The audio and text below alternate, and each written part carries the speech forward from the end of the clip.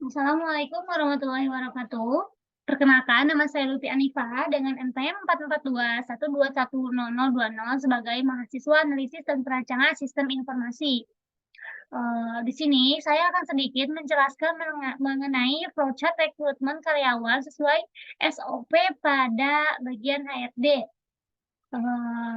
Hal tersebut bertujuan untuk menjawab soal UTS pada nomor 4. Nah, di sini itu pertama, flowchart rekrutmen karyawan itu merupakan bagan atau aliran yang di mana sebuah perusahaan itu merekrut karyawan baru. Nah, karyawan tersebut diperlukan untuk mengisi posisi perusahaan kosong dalam perusahaan.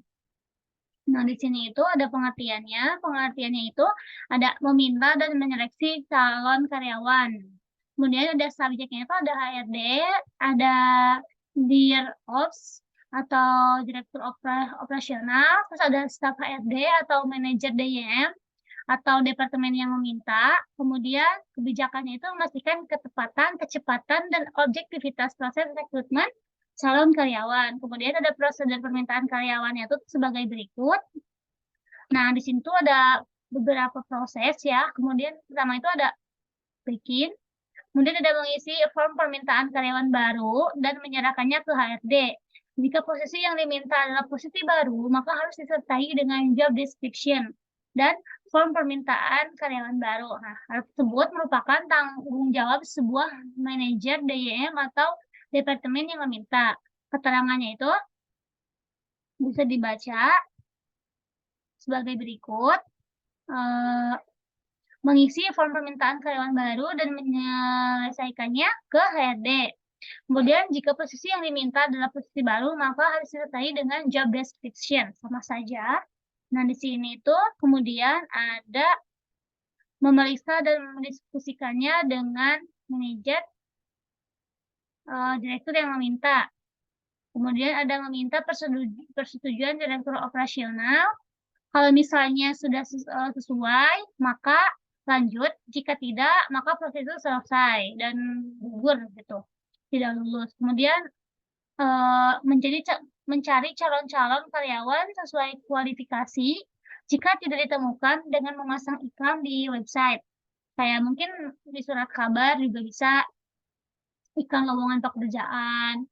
Kemudian melakukan penyeleksian calon karyawan baru. Nah, hal tersebut itu tuh bertugas dari HRD, di mana HRD itu mencari calon-calon karyawan baru dan berhubungan langsung dengan perekrutan karyawan dan menjaga hubungan baik antara karyawan dengan atasan.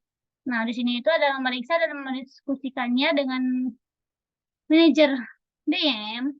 Jika sesuai, dilanjutkan dengan meminta persetujuan direktur operasional, kemudian mencari calon-calon yang memenuhi kualifikasi yang diminta dari surat lamaran yang tersedia.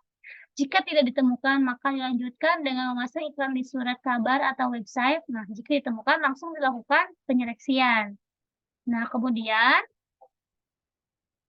setelah dilaksanakan penyeleksian, di sini ada kriteria lulus atau tidak. Kalau misalnya lulus, ya lanjut menandatangani kontrak. Jika tidak, berarti proses tersebut itu selesai. Karena ya tidak lulus. Kemudian di sini itu setelah menandatangani kontrak, kemudian ada memberikan pelatihan atau basic training pada karyawan baru.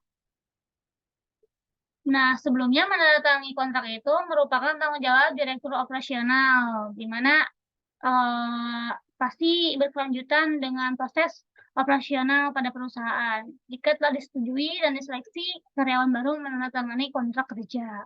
Di sini kemudian ada menempatkan karyawan baru pada posisi pekerjaan yang cocok dan dibutuhkan. Kemudian ada memberikan on-the-job training pada rekrutmen, dan hal tersebut merupakan tanggung jawab staf HRD, dan tidak lupa juga staf HRD itu harus menyusun laporan keefektifan atau evaluasi rekrutmen. Nah, di sini ada keterangannya, ada memberikan pelatihan atau basic training yang tadi, terus ada menempatkan karyawan baru, terus memberikan on the job training, kemudian ada menyusun laporan evaluasi rekrutmen.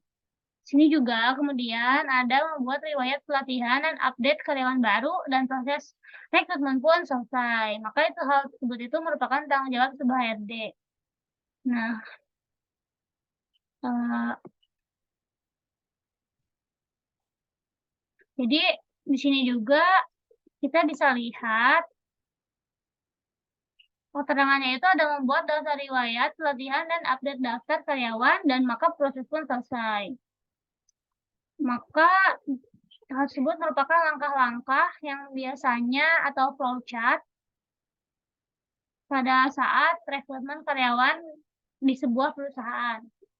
Mungkin kurang lebihnya mohon dimaafkan, cukup sekian. Wabillahi taufiq wal hidayah. Wassalamualaikum warahmatullahi wabarakatuh.